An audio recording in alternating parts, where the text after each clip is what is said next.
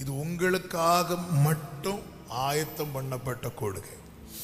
அதனால நீங்க கண்டிப்பா கேட்கணும். இந்த எப்ராயிம்னு போட்ட இடத்துல நீங்க நோட்ல எழுதுறீங்கன்னா உங்க பேரை தைரியமா போடுங்க. ஆமாம், பைபிள்ல வெட்டி எழுத வேண்டாம். நோட்ல இந்த வசனத்தை இப்ப நீங்க எழுதுங்க, அப்புறம் நம்ம கேட்கலாம் அந்த அந்த பேரை.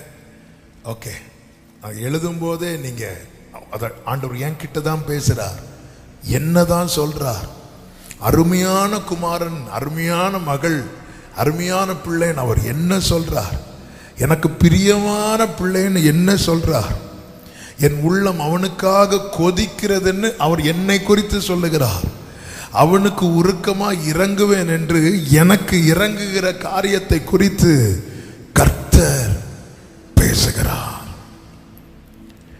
இங்கே எப்ராயிம் என்ன செய்கிறானா, 19வது வசனத்தில் நான் திரும்பின பின்பு மனஸ்தாபப்பட்டு கொண்டிருக்கிறேன், நான் என்னை அறிந்து கொண்டதற்கு பின்பு விழாவில் அடித்து கொண்டிருக்கிறேன், வெட்கி நாணிக்கொண்டும் இருக்கிறேன், என் இளவயதின் நிந்தையை சுமந்து வருகிறேன் என்று எப்ராயிம் துக்கித்து புலம்பிக் கொண்டிருக்கிறதை நிச்சயமாக கேட்டேன்.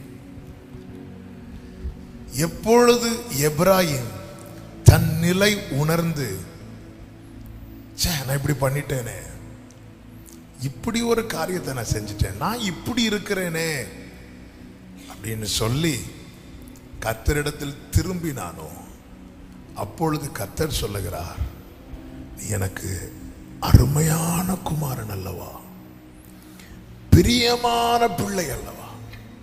அவர் மனசுல எப்ராயிமை குறித்து அவர் எப்படி வைத்திருக்கிறார்னா, பிரியமான பிள்ளை. ஆனா இந்த பிள்ளைகள்ல சில பிள்ளைங்க மேல ரொம்ப பிரியம் வச்சிருப்பாங்க பாருங்க. அந்த ரொம்ப பிரியம் வைத்திருக்கிற பிள்ளைங்க தகப்பன் விரும்பாத ஒரு காரியத்தை செய்வதை தகப்பன் அறிந்தாலோ அல்லது பார்த்தாலோ அந்த தகப்பன் தலையில இடி விழுந்தது போல இருக்கும். எனக்கு தெரிந்த ஒரு தகப்பன் தான் மகன் செய்த ஒரு காரியத்தின் நிமித்தம், அவங்க வீட்டில் வேற பிள்ளைங்க உண்டு, வேறையும் சில பிள்ளைங்க உண்டு, ஆனா இந்த மகனை நினைச்சு என்கிட்ட ஒரு நாள் புலம்புறார். எப்படி புலம்புறாருன்னா, வேற எந்த பிள்ளை பண்ணியிருந்தா கூட நான் இந்த அளவுக்கு ஃபீல் பண்ணியிருக்க மாட்டேன், ஆனா என்னுடைய முழு எதிர்பார்ப்பையும் என் முழு பிரியத்தையும் நான் இவன் மேல நான் வச்சேன், இப்படி ஒரு காரியத்தை அவன் செஞ்சிட்டானே அப்படி சொல்லிட்டு அவர் நெஞ்ச பிடிச்சிட்டு அழுறாரு. அவரால் தாங்க முடியல. என்னை கேட்டுக்கொண்டிருக்கிற அன்பு தம்பி தங்கச்சி, நமக்காக துடிக்கிற இருதயம் உள்ள ஒரு தேவனை தான் நாம் தெய்வமாக கொண்டிருக்கிறோம். என் உள்ளம் அவனுக்காக கொதிக்கிறது, நமக்காக துடிக்கிற. நான் சொல்லுகிற வார்த்தைகளை ஒவ்வொரு வார்த்தையும் கவனமாய் கேட்க வேண்டும். நம்மை ஆண்டவரை நேசிக்கிறது போல, ஆண்டவர் நம்மை நேசிக்கிறது போல வேறு யாருக்கும் நம்மளை நேசிக்க முடியாது. என்ன இன்னைக்கு இங்க இன்வைட் பண்ணி இங்க நிக்க வச்சு என்ன ஒரு கெஸ்டா இங்க 3 நாள் கூப்பிட்டு பயன்படுத்துறதுக்கு ரீசன் என்ன? ரீசன் ஒன்றுதான். என்கிட்ட ஆண்டவர் சில பிளஸ்ஸை வெளிப்பட வச்சதுனால, அந்த பிளஸ்ஸை பார்த்ததுனால வெளியே கூப்பிட்டு பயன்படுத்துறாங்க. என்கிட்ட நிறைய மைனஸ் உண்டு, நிறைய உண்டு. அந்த மைனஸ் எல்லாம் தெரிஞ்சிருந்தா என்ன பாஸ்டர் பென்ஸ் கூப்பிட்டுருப்பாரான்னு தெரியாது. பாஸ்டர் பென்ஸ்ல வேற யாருமே கூப்பிட்டுருக்க மாட்டாங்க. நான் எப்பொழுதுமே சொல்லுவேன், என்னுடைய ஒரிஜினாலிட்டி என்பது உங்க முன்னாடி ஒயிட் அண்ட் ஒயிட் போட்டு நிக்கிறேன்ல ஸ்டேஜ்ல, இது அல்ல. என்னுடைய பர்சனல் ரூம்ல நான் எப்படி இருக்கிறேனோ அதுதான் என்னுடைய ஒரிஜினாலிட்டி. என் பலம் உலகத்துக்கு, என்கிட்ட வெளிப்பட்ட கிருபை உலகம் பார்க்குது, சபைகள் பார்க்குறாங்க, கூப்பிட்டு பயன்படுத்துறாங்க. ஆனா என்கிட்ட எத்தனை பலவீனங்கள் தெரியுமா, எத்தனை குறைகள் தெரியுமா? இதை வெளியே தெரியாதபடி கர்த்தர் கிருபையாய் மன்னித்து, இது எல்லாம் தெரிஞ்சும் என்னை அவருடைய சமூகத்தில் நிற்க வைத்து அவருக்கு மகிமையாய் பயன்படுத்துகிறார் என்றால் ரீசன் ஒன்றே ஒன்றுதான். எபிராயிம் எனக்கு அருமையான குமாரன் அல்லவோ. இன்னைக்கு இந்த வார்த்தையை உங்க ஆழ்மனதில் எழுதிவிட்டு இந்த செய்தியை கேட்கும்படி அன்புடன் கேட்டுக்கொள்ளுகிறேன். இல்லை என்றால் பிசாசானவன் உன் லைஃப்லாம் அவ்வளவுதான், நீ செஞ்ச பாவத்தெல்லாம் இனி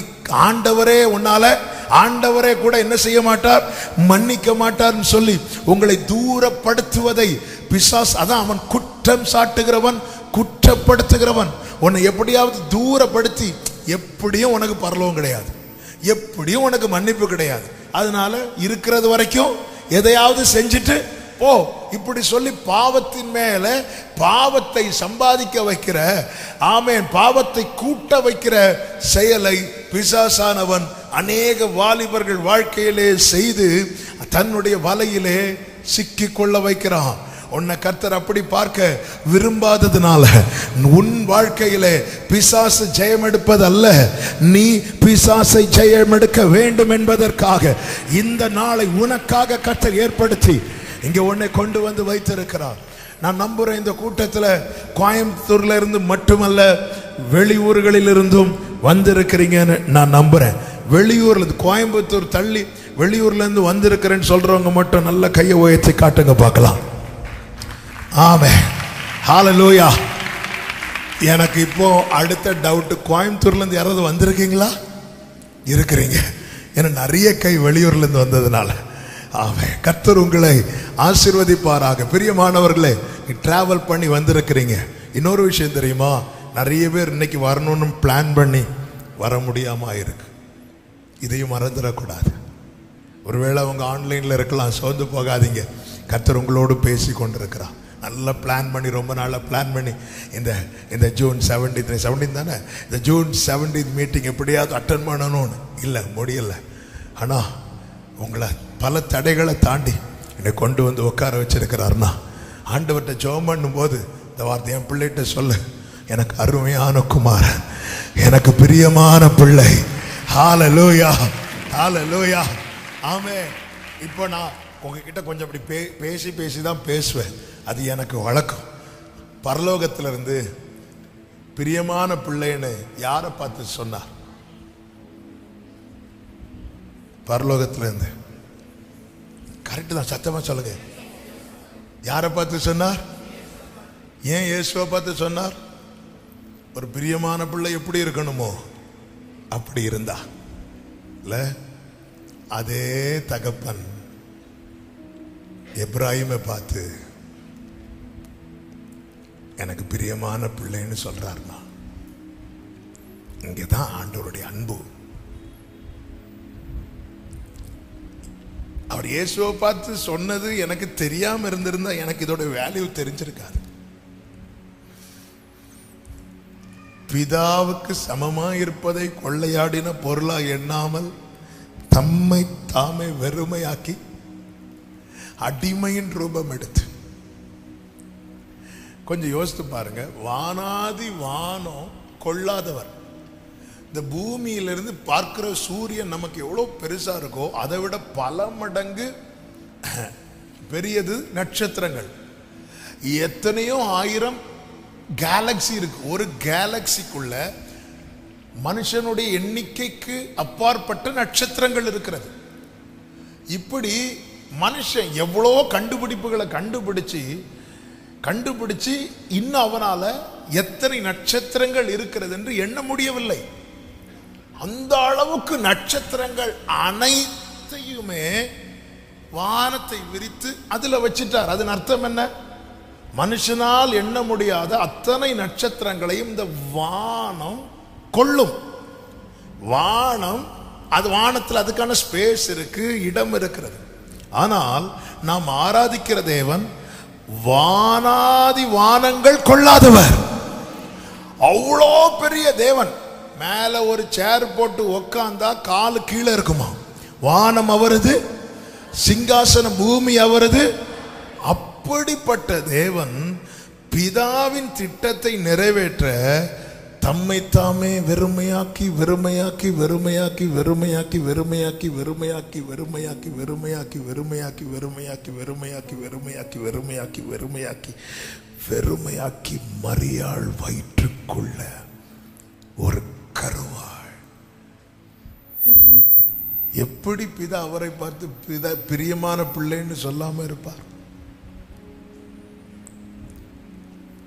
நாம பிறந்து வளர்ந்ததுக்கு அப்புறம் தான் நம்ம அப்பா யாரு, அம்மா யாரு, எந்த குடும்பத்தில் பிறந்தோம், இந்த குடும்பத்திலையா பிறந்தோம். அப்படி கூட நம்ம பிறக்கிறதுக்கு முன்னாடி ஆண்டவர், மகனே மகளே உன்னை நான் பிறப்பிக்க போறேன், ஆமா நீ எங்க பிறக்க விரும்புற? எத்தனை பேர் இந்த ஏரியாவை சூஸ் பண்ணியிருப்பீங்க? நம்ம ஒரு பார்வை பார்த்துருப்போமா இல்லையா? ஆண்டவர் அந்த ஏரியா ரொம்ப நல்லா இருக்கு ஆண்டவரே, அந்த ஃபேமிலியை பார்த்தா கொஞ்சம் நல்லா இருக்கிறது நம்ம கிட்ட ஆப்ஷன் இல்லை. ஆனால் இயேசுவுக்கு ஆப்ஷன் உண்டு இல்லை. சகலமும் அவராலும் அவர் மூலமாயும் அவருக்காக உண்டாக்கப்பட்டது. அப்போ அவர் நினைச்சிருந்தா அரண்மனையில் பிறந்திருக்கலாம்ல. இல்லை, பிதா அப்படி அப்பாவை பார்ப்பார். அப்பாவுக்கு என்ன பிடிக்கும்? ரைட். இயேசு பிறக்கும் போது அந்த பிள்ளைய வயிற்றுல வச்சுட்டு சத்திரத்தில் இடம் கிடைக்காம அங்கே எங்கே அலைஞ்சிட்டு இருக்கிறாங்க. எவ்வளவு ஸ்ட்ரகிள் பண்ணார். நம்ம எல்லாரும் இந்த குட் ஃப்ரைடே வரும்போது சிலுவையில் இயேசுப்பட்ட பாடம் மட்டும்தான் ஃபோக்கஸ் பண்ணுறோம். பிரியமானவர்களே, இயேசு இந்த பூமியில் வந்ததிலிருந்தே பாட அனுபவித்தார். இயேசு 6 மணி நேரம் அல்ல சிலுவையில் பாடுபட்டது, 33.5 ஆண்டுகளும் பாடுபட்டார். என் பிதாவுக்கு பிரியமானவைகளை நான் எப்பொழுதும் செய்யணும், எப்பொழுதும் செய்யணும். அவர் பிறந்து கொஞ்ச நாள்லயே அவரை கொல்றதுக்காக ஏரோது பிளான் பண்றான். அவரை தூக்கிட்டு யோசேப்பு மரியாளும் ஓடுறாங்க, திருப்பி வராங்க. எவ்வளவு பாடுகள், எவ்வளவு கஷ்டங்கள். ஆமே, அப்படிப்பட்டவர் பிதாவின் சித்தம் நிறைவேற்ற யோவான் ஸ்நானம் கையினாலே ஞான ஸ்நானம் எடுக்க யோர்தான் நதியில் இறங்கி நின்ற போது வானம் திறக்கப்படுகிறது. ஆவியானவர் புறாவை போல இறங்கி வருகிறார்.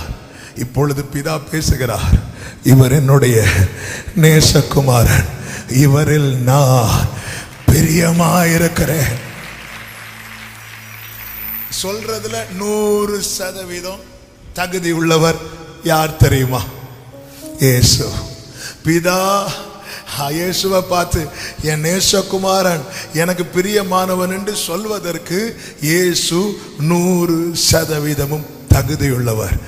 அதே பிதா எப்ராயிமை பார்த்து, எப்ராயிம் எனக்கு அருமையான குமாரன் அல்லவோ, எனக்கு பிரியமான குமாரன் அல்லவோ என்று சொல்வதற்கு இந்த எப்ராயிம் 1% கூட தகுதி இல்லாதவன்.